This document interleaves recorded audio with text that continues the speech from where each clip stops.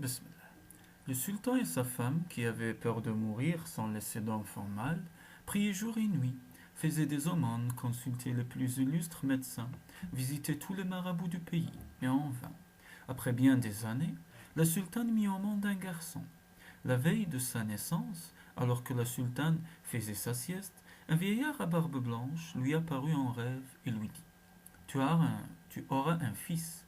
Il aura toutes les qualités attendues chez un prince. Il sera beau, intelligent, courageux, téméraire, mais lorsqu'il atteindra l'âge adulte, il tombera si gravement malade que sa vie sera en danger et qu'il ne sera guéri que si vous consentiriez un grand sacrifice.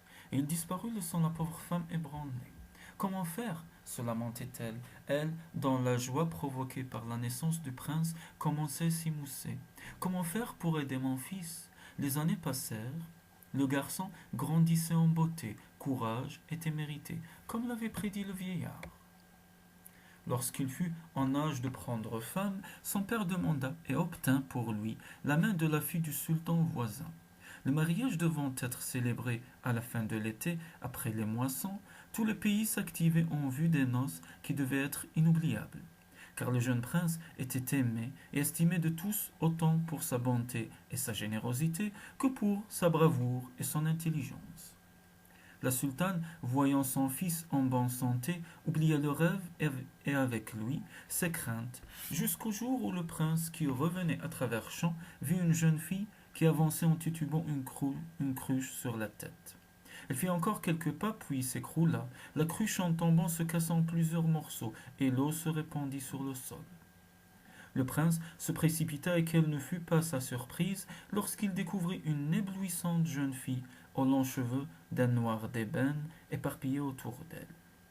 Toute la beauté et toute la grâce étaient gravées sur ses traits, et sa silhouette, mais ses vêtements, quoique propres, étaient ceux d'une miséreuse. Le prince, émerveillé, la contempla longtemps, puis se secoua comme s'il sortait d'un rêve.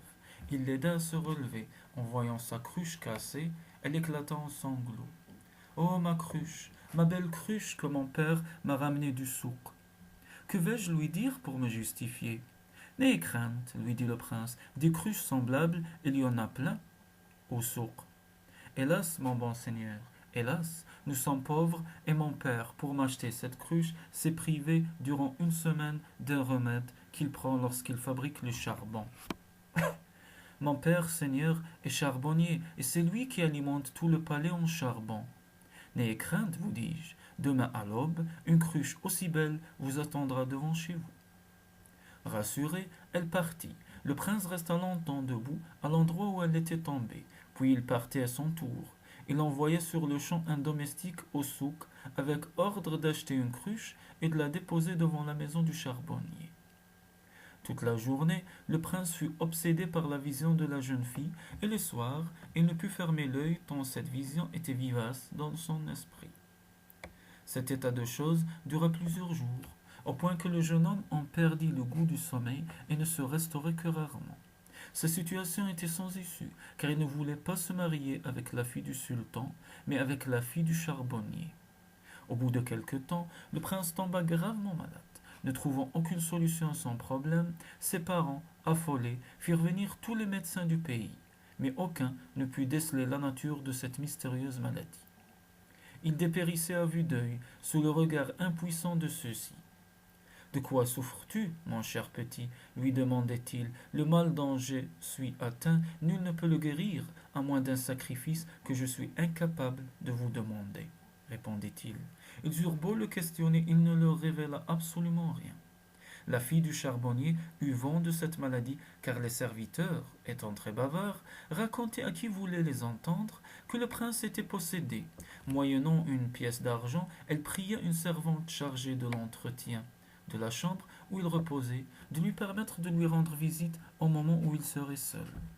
Aussitôt qu'il la vit, il se sentit mieux et lui fit part de ses sentiments. Oubliez-moi, sire, oubliez-moi, je ne suis pas digne d'être votre femme, car je suis de condition très modeste.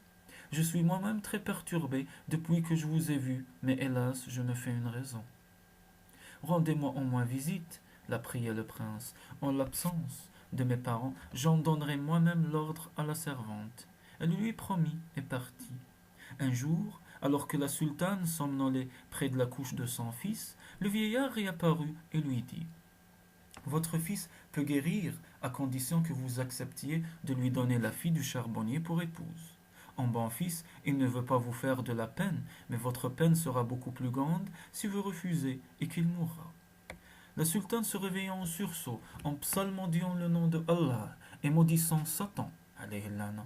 La fille du charbonnier: Mais qui est donc cette fille qui a rendu mon fils si malade? Mérite-t-elle au moins un pareil sacrifice? Dès demain, j'irai la voir. Le lendemain, très tôt, et sans rien dire à personne, elle se déguisa et partit vers la maison du charbonnier qui se trouvait à l'entrée de la forêt. En voyant la maison si vétuste, elle frissonna, se cacha derrière un arbre et attendit. Un moment après, une jeune fille belle comme le jour apparut sur le seuil. Ah, je comprends pourquoi mon fils est si malade, dit-elle. Mais une telle alliance est impossible. Il faut qu'elle et ses parents quittent le pays, alors l'envoûtement quittera le corps de mon fils. Toujours déguisée, elle se présenta à eux et leur dit: La sultane, ma maîtresse, m'envoie vous dire que son fils est tombé en léthargie depuis qu'elle a vu votre fille. Vous comprenez aisément qu'il lui est impossible de vous demander sa main. Alors elle vous demande de quitter le pays à moins que votre fille ne tisse une étoffe de soie, si légère et si belle qu'elle n'aura pas son pareil dans tout le royaume. Mais si l'étoffe n'est pas prête dans 2 jours, alors vous en irez. Elle partit laissant la jeune fille et ses parents désemparés. Peu après, la jeune fille reçut la visite de la servante qui lui dit que son maître désirait la voir.